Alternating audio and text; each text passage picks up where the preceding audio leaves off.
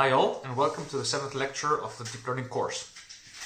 Today we're going to be discussing graph neural networks.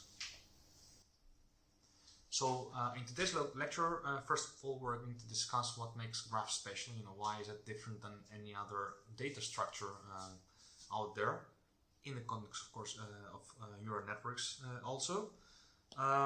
We're going to revisit graphs from a mathematical point of view, try to understand what kind of constructs, what kind of mathematical objects they comprise. We're going to actually revisit convolutions. That part was going to be a bit more technical, and it's going to prepare us for understanding how we can extend convolutions to graph structures. Last, we're going to finish with graph convolution and notation networks, which are perhaps some of the most popular variants of graph neural networks today, and some of the most accurate ones. So first of all, what are graphs? Graphs are data structures that contain sets of variables which are connected with each other. So the variables have relations with each other, and these are encoded in a graph structure. So for instance, a molecule, like a biological molecule or whatever, has a graph structure where the nodes are the atoms, and the edges indicate the connectivity between the atoms. A neural network is also a graph.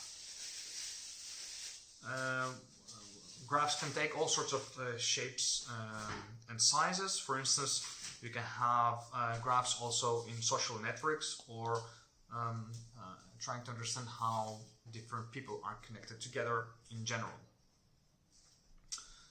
You can actually view graphs also as some manifestation of geometry. For instance, the surface of an object here can be thought of as a mesh, right? For instance, in these pictures here, we're plotting some sort of distribution, and this distribution works on top of the geometric manifold, and this distribution could be thought of as points on a graph here, connected, worked together. You can filter on graphs. You can perform filtering on graphs like we would do on an image. We can do filters on meshes and basically obtain similar operations in the end. A task that you can do on graphs is classify them. So you might want to make a prediction at the level of a graph.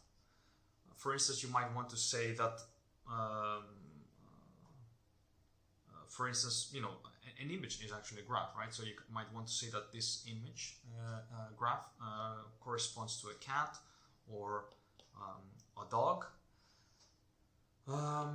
Or for instance, in a social network, you can have a graph of people, and then as the whole graph try to classify it, for instance, as a certain type of community, for instance, like an athletic community or a sports community or a deep learning community. You can classify nodes. So for instance, in a social graph, or in a graph of people connected via their mobile phones, you might want to detect which node, so which person has coronavirus. So you want to classify that node. Or, for instance, which pixel nodes, in the case of a regular graph, like images, which pixel node corresponds to cars or pedestrians. So this is also node classification task. You might as well classify edges. So, for instance, if your graph comprises the various objects in a scene, in a 3D scene, the edges might represent actions, and you might want to basically figure out what kind of actions happen between objects. And especially if you know something more about the types of objects, this will influence the actions, the edges. You can also fill missing edges. For instance, quite often, in social networks, for instance, we might not know, we might not be connected with all of our friends, and the social network will perform a suggestion. Would you like to connect with this guy and that guy? That kind of thing is a missing edge, right? And you want to fill in that missing edge. You can also do graph generation. That's a very interesting application for machine learning and graphs. So in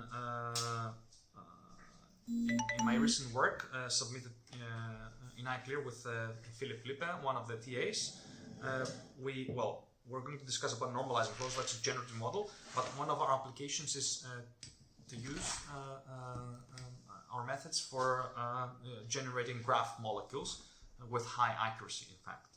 So for instance, here we've got an example molecule from our training set, and this is a generated one, which is actually a valid molecule as per certain chemical rules. One thing that you have to keep in mind is that graphs are not necessarily static. I mean, they can be static, but they can also be varying or even evolving with time. So molecular graphs don't change. The water molecule is always the same. However, 3D mesh grids deform, so they might change, right? Like they're varying. If a person changes their pose, so a mesh graph representing the surface of the object will change accordingly.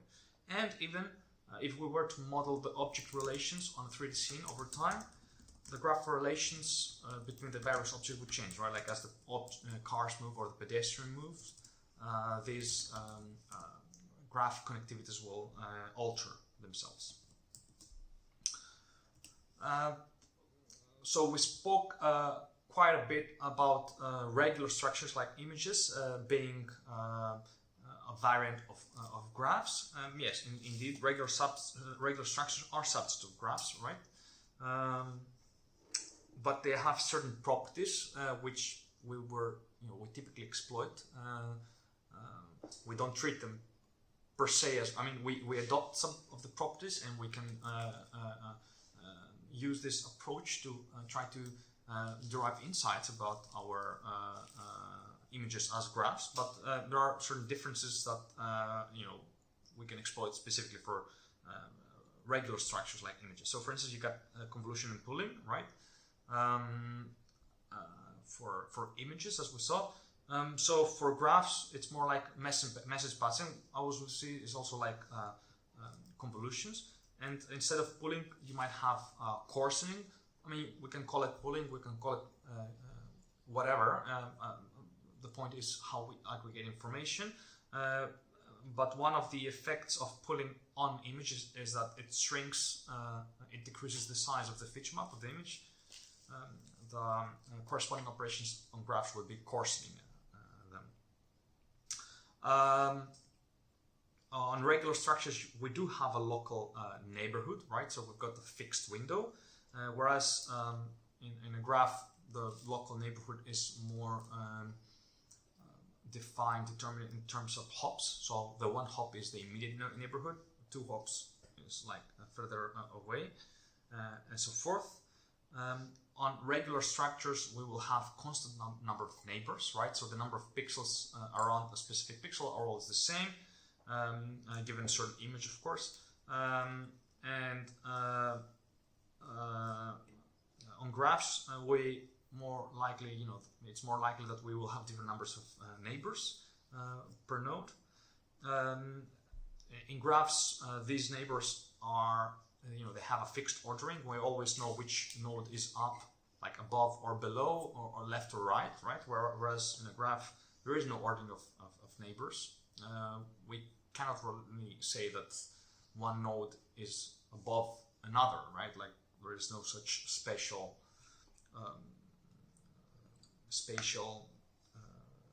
information. So for regular structures, we go to translation equivariance, and for graphs, we have local permutation equivariance, and we'll see also what it means to have translation equivariance for graphs later. And for layers, we've got O n complexity. For ordinary for a random graph, we also have ON per layer complexity. We will cover all of these individual topics in the following sub-lectures. Thank you.